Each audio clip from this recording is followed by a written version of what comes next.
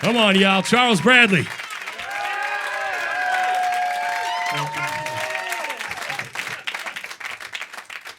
Yeah, you're loved. You're loved. Oh, man. And I love you too.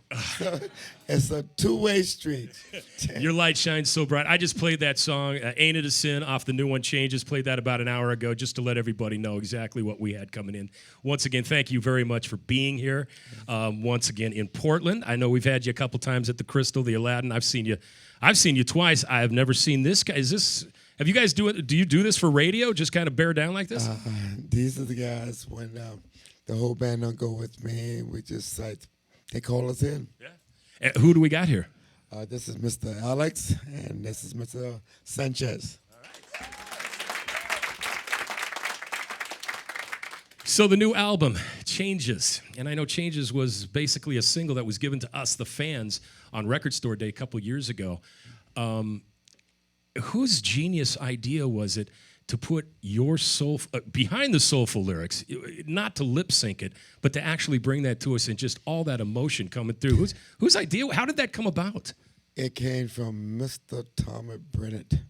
I did not know this song. I did not heard this song. And Tom came to me. That's when the presence that my mom was very ill, and I was starting to lose it. I know I was going to lose her. And Tom asked me to learn that song. And I listened to the lyrics. I said, wow, it fits my inner. And the crisis I was going through, saw my mother, I was right at her bedside when she took the last breath. And that last verse, it took so long to realize I can still hear her last goodbye. Whoa. That song, right now when I sing that song, it's still very... I still get chills. You gave me chills, brother, because when I see that video and I see the emotion coming from you, that's not a singer taking a song and making it his own.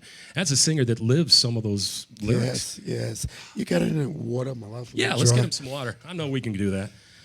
We got wine up there. You drink wine? Enough wine for everybody. Yes. All right, so, and I also, tell me exactly, because... everything that I read about, it's always about when you and Gabriel, the life of Gabriel, came together with Gabriel Roth and everything. What was it that you were doing? Because I can't say you were discovered. Thank you very much. Thank you. You weren't discovered at that time. You were making music for many years.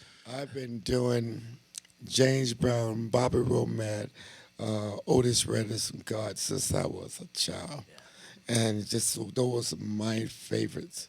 And I just kept doing it. And was Gabe them found me because they a little club in Brooklyn called Essence, and I'm always going there and doing it, and they always call me. They say, "Hey, guy, you're not a duplicate of James Brown. You know, you just got that soul. You know." And when I met Tom is the one that really said, "I want to record you." But it took 5 years later that he moved to Brooklyn. Then he called me one day and said, "Charles." And that's the time I was going through a deep depression again, losing my brother. So that was heartaches and pains when that came out.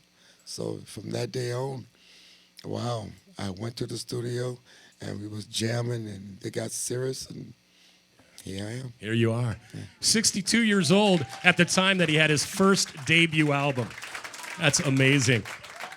Explain to me also what it had to have been like to step on the stage of the Apollo as the headliner at a place that you saw James at, 14 or something? Yes, it was crazy. Because when I first went to the Apollo, I met James Brown in San Francisco. There's a place called the Hippo Joint. Yeah. And I was a chef there at that time. And I went and asked James Brown, I said, "James, please, man, give me a break, man. I've been searching for an opportunity." He looked at me up and down and said, "Man, you ain't getting on no stage and try to take my show from me." He said, "What you need to do is go back to New York and sign up to amateur hours for the Apollo Theater." And sure enough, I did that. But see, the Apollo is not like it used to be back in the olden days. Olden days, they're really looking for talents.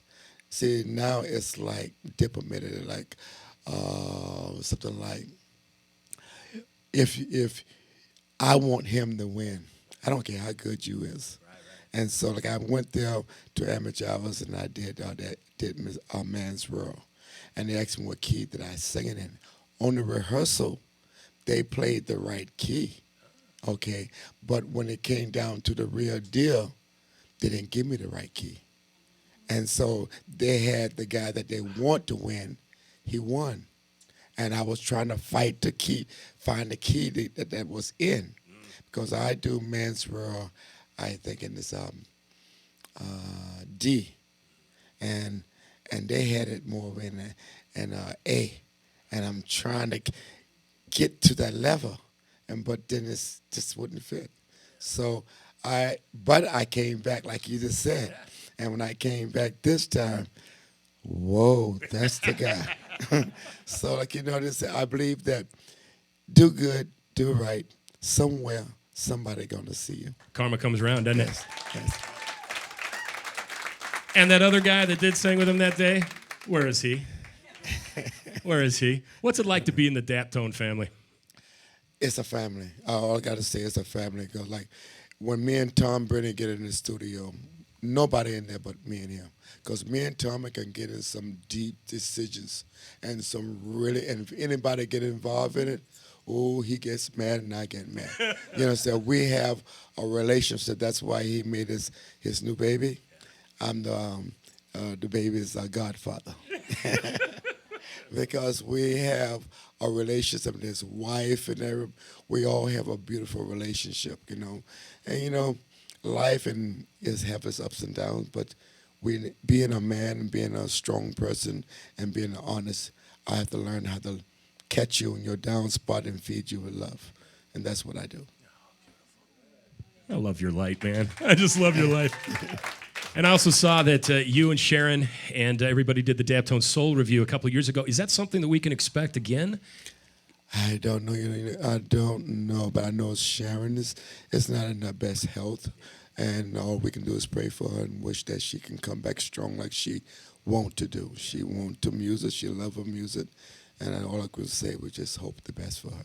Yeah, after her first recovery, we had her on stage about 2 years ago, about the same time you did that Montreux Jazz thing. So it was another day that I was just waiting like a kid on Christmas to have her here as well. So once again, thank you very much. Everything you do, I absolutely love. We've got him at the Crystal Ballroom tonight. His new album is called Changes. Can we get another one from you? Sure. Guys, Charles Bradley.